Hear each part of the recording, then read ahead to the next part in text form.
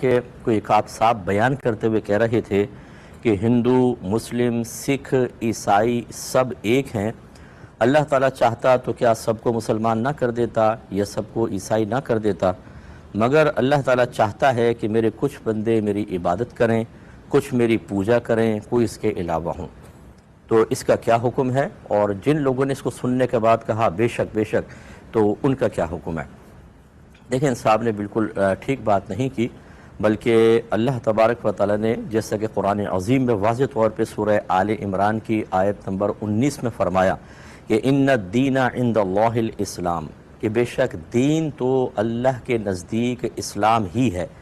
اور اسی سورہ آل عمران کی آیت نمبر 85 میں اللہ تعالیٰ نے فرمایا کہ وَمَن يَبْتَغِي غَيْرَ الْإِسْلَامِ دِينًا، جس نے اسلام کے علاوہ کسی اور دین کو تلاش کیا، یعنی اس کو اختیار کر لیا، تو فلاں یقبل منہ، تو وہ دین اس سے قبول نہ کیا جائے گا، وَهُوَ فِي الْآخِرَةِ مِنَ الْخَاسِرِينَ، اور وہ آخرت میں خسارہ اٹھانے والوں میں سے ہوگا۔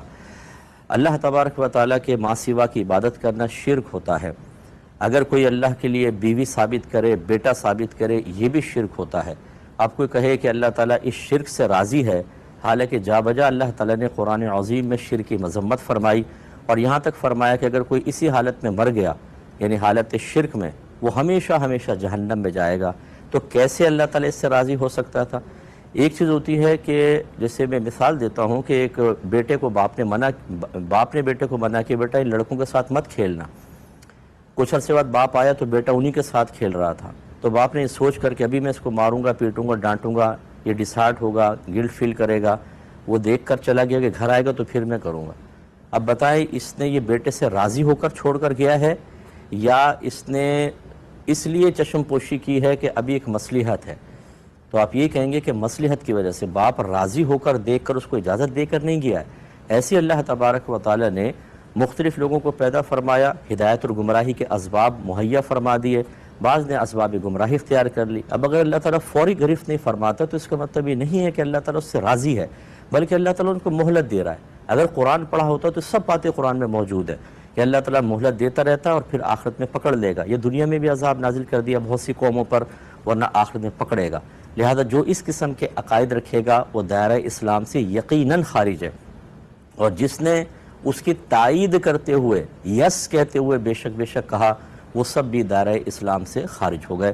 انہیں تجدید ایمان اور تجدید نکاح کرنا ہوگا۔ اور میں گزارش کرتا ہوں کہ دیکھیں، قرآن کے قریب آئیے، حدیث کے قریب آئیے۔